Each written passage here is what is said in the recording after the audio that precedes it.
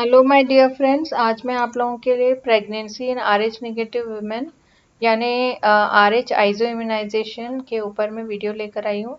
Video में जाने से पहले मैं एक बार फिर आप लोगों से रिक्वेस्ट करना चाहती हूँ कि अगर आपने मेरा चैनल सब्सक्राइब नहीं किया है तो उसे ज़रूर सब्सक्राइब कर लें ताकि आप मेरा कोई भी वीडियो मिस ना करें। और please do share my videos with your friends also. क्योंकि ये टॉपिक ब्लड ग्रुपिंग सिस्टम से रिलेटेड है, मैं आप लोगों को पहले क्विकली ब्लड ग्रुपिंग सिस्टम के बारे में बताना चाहूँगी कि हमारे दो ब्लड ग्रुपिंग सिस्टम होते हैं। एक एबीओ ब्लड ग्रुपिंग सिस्टम होता है और एक आरएच ब्लड ग्रुपिंग सिस्टम होता है। एबीओ ब्लड ग्रुपिंग सिस्टम में जो जिन लोगों के आरबीसी के ऊपर ए एंटीजन होता है उन्हें ए ग्रुप नाम दिया गया है। जिनके आरबीसी के सरफेस पर बी एंटीजन होता है उन्हें बी ग्रुप नाम दिया जाता है। जिन लोगों के आरबीसी के सेल मेम्ब्रेन के सरफेस पे ए और बी दोनों एंटीजन होता है उन्हें ब्लड ग्रुप ए बी कहा जाता है। और जिनके आरबीसी के सरफेस पे कोई भी एंटीजन नहीं होता उन्हें ब्लड ग्रुप ओ नाम दिया गया है। और ए ग्रुप वालों के प्लाज्मा में एंटी बी एंटीबॉडीज होते हैं। बी वालों के प्लाज्मा में एंटी ए एंटीबॉडीज होता है। ए बी वालों में कोई भी एंटीबॉडीज नहीं होता, इसलिए ये यूनिवर्सल रेसिपिएंट होते हैं। और ओ वालों के प्लाज्मा में दोनों एंटीबॉडीज होता है और कोई भी एंटीजन नहीं होता, इसलिए ये यूनिवर्सल डोनर होते हैं। But they can not receive blood from any other group, they have to get blood from only O group. अब ये दूसरा सिस्टम है आरएच ब्लड ग्रुपिंग सिस्टम। ये आरएच वर्ड आया है रीशस मंकी के नाम से। ये कुछ लोगों के आरबीसी के ऊपर डी एंटीजन पाया जाता है। ये सेम एंटीजन आरएच रीशस मंकी जो एक प्रकार का मंकी का जाति होती है उनके ब्लड में भी पाया जाता था, इसलिए इस एंटीजन को आरएच नाम दिया गया है। ये जिन लोगों के ब्लड आरबीसी के ऊपर में डी एंटीजन या आरएच एंटीजन होता है उन्हें आरएच पॉजिटिव बोलते हैं। जिनमें ये एंटीजन नहीं होता उन्हें आरएच निगेटिव बोलते हैं। Now let's see what is red cell alloimmunization. Alloimmunization is also called as isoimmunization. It is defined as production of immune antibodies in an individual in response to red cell antigen from another individual of same species provided the first one lacks it. यानी कि अगर कोई person RH negative है यानी उसके पास ये वाला antigen नहीं है, मगर इस पर्सन के बॉडी में अगर आरएच पॉजिटिव ब्लड एंटर होता है तो इनका जो सिस्टम है उस आरएच ब्लड पॉजिटिव ब्लड को एंटीजन मानेगा और उसके अगेंस्ट एंटीबॉडीज बनाएगा।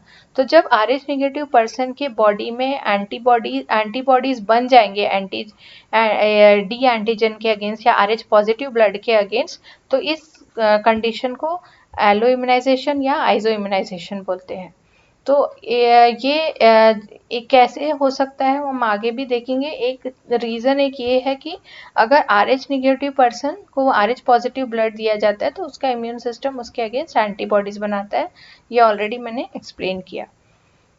सो मेथड्स ऑफ एल्यूमिनाइजेशन क्यों, व्हाट आर द रीजंस कि आरएच नेगेटिव पर्सन में एल्यूमिनाइजेशन होने के। तो जैसे कि पहला ऑलरेडी मैंने पहले भी बोला, mismatch blood transfusion, this is one reason.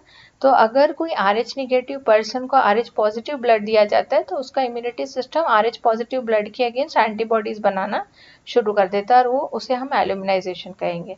Same way अगर कोई आरएच नेगेटिव वुमेन जो है वो आरएच पॉजिटिव बेबी को बेयर करती है तो उसमें भी एल्यूमिनाइजेशन होने के चांसेस होते हैं।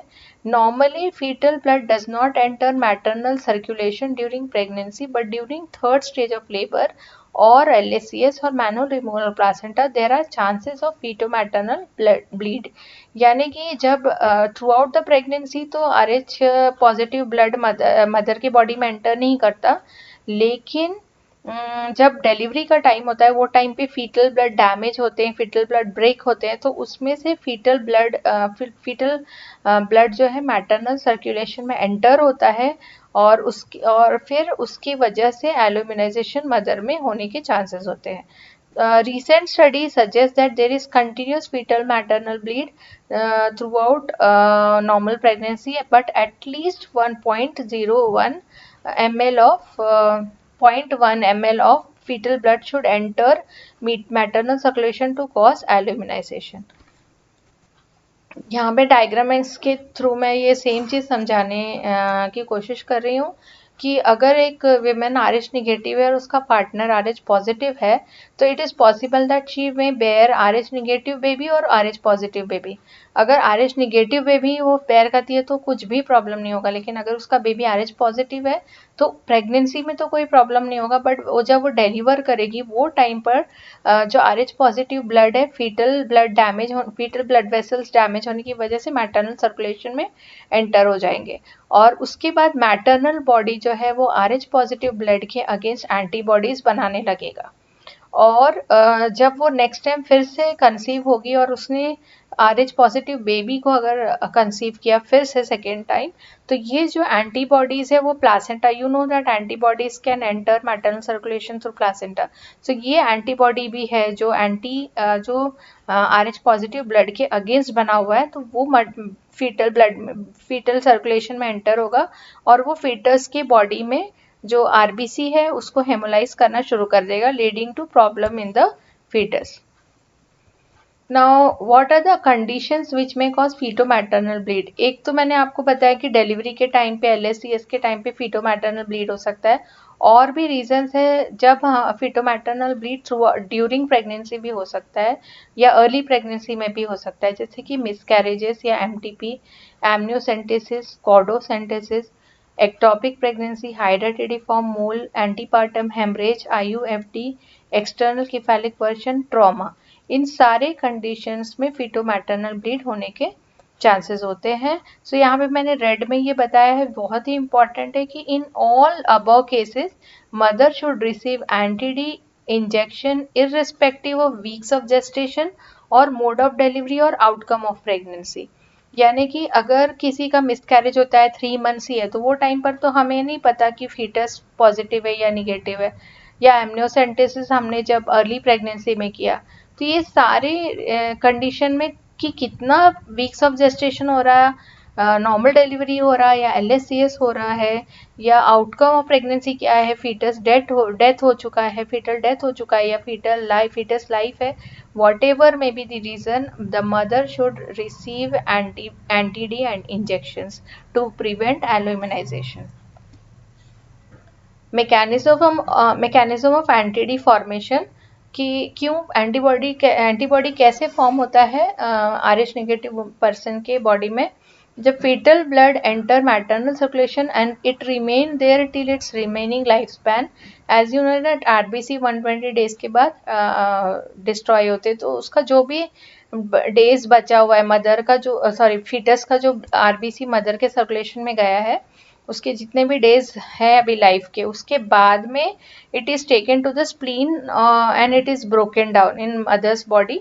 After it is broken down it liberates RH antigen, जो उसमें RH एंटीजन है वो मैटरनल सर्कुलेशन में लिबरेट हो जाता है, और उसकी वजह से मैटरनल इम्यून सिस्टम उस एंटीजन के अगेंस्ट में एंटीबॉडी बनाना शुरू कर देता है, जो IgM और IgG टाइप के हो सकते हैं। fetal affection.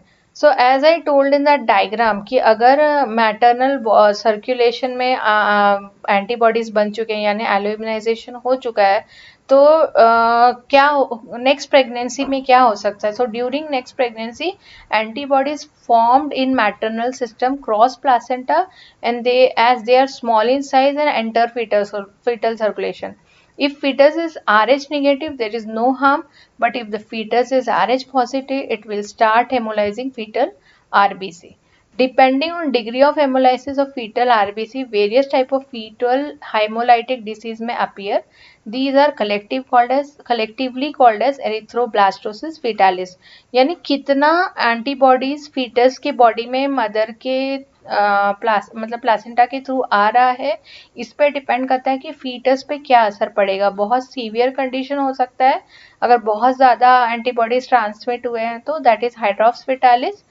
देन और थोड़ा सा मॉडरेट कंडीशन हो सकता है इक्टरस ग्रेविस नियोनेट्रम, या फिर बहुत एक माइल्ड कंडीशन जो हो सकता है वो है कंजेनिटल एनीमिया ऑफ न्यूबॉर्न। तो इन टॉपिक्स के ऊपर मैं नेक्स्ट वीडियो में आप लोगों को डिटेल में बताऊंगी। Let's go to further in topic कि हम ये RH एलो इम्यूनाइजेशन कैसे प्रिवेंट कर सकते हैं। तो सबसे पहला इसके लिए थ्री पॉइंट्स आर देयर। पहले 2 पॉइंट यहाँ पर मैंने दिया है, avoid mismatch blood transfusion, that is avoid Rh positive blood transfusion to females with Rh negative blood group from birth till menopause।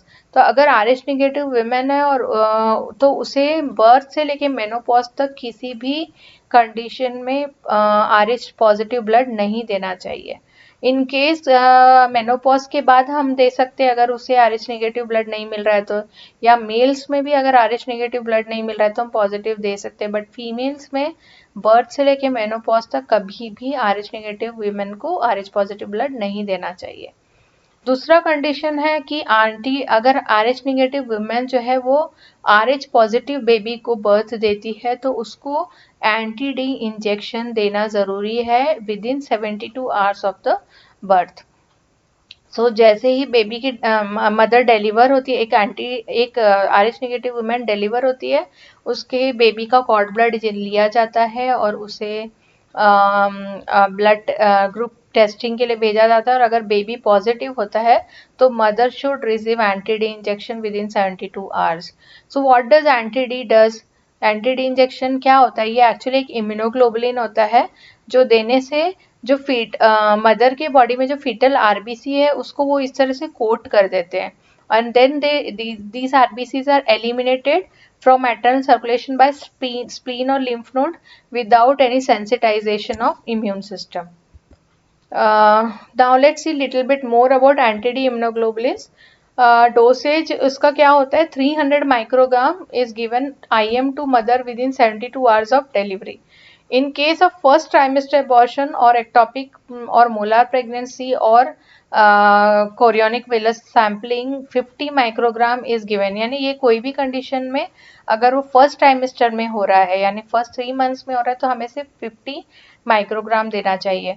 उसके अलावा कोई भी 12 वीक्स से ज़्यादा वाली प्रेगनेंसी है और कोई भी कंडीशन जो हमने यहाँ पे मैंने ऑलरेडी मेंशन किया कि ये सारी कंडीशंस में 12 वीक्स से ज़्यादा अगर हुआ है तो हमें full dose 300 microgram of anti D immunoglobulin mother को देना होगा। प्रिवेंशन ऑफ RH एल्यूमिनाइजेशन जो थर्ड पॉइंट है, मैंने फर्स्ट 2 पॉइंट्स बताया आप लोगों को। पहला पॉइंट कि मिसमैच ब्लड ट्रांसफ्यूशन नहीं देना, दूसरा मदर जो RH नेगेटिव है वो पॉजिटिव बेबी को अगर डिलीवर करती है तो उसे एंटी डी इंजेक्शन देना है।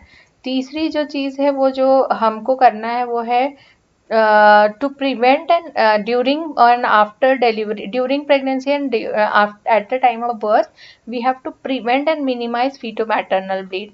तो precautions during LSCS, अगर LSCS हो रहा है तो we should avoid spillage of blood in peritoneum, avoid manual removal of placenta। अगर manual removal of placenta करना ही पड़ रहा है तो फिर उसे बहुत ही gently करना चाहिए। फिर avoid you have to not give prophylactic methargine in this case to mother, instead of that we have to give oxytocin। remember that methargine जो है वो बहुत ही strong vasoconstriction सब cause करता है along with the uterine contraction, जिसकी वजह से फीटल ब्लड और भी ज़्यादा मैटरनल सर्कुलेशन में एंटर होने के चांस होते हैं। तो इसलिए Methergine is contraindicated in RH negative women। We should give oxytocin for prevention of PPH after delivery। Then amniocentesis अगर हमें करना पड़ रहा है तो it should be done under USG guidance so that we don't damage the placenta or fetal blood vessels। Then avoid forcible version under anesthesia, avoid palpation in case of abruptio placenta। These are some other things जो हम करके alloimmunization को prevent कर सकते हैं। So I hope this topic is clear to you, and I'm very thankful for you all that you watch my videos and give me lovely comments. So keep watching and keep sharing my videos. Thank you. Bye bye.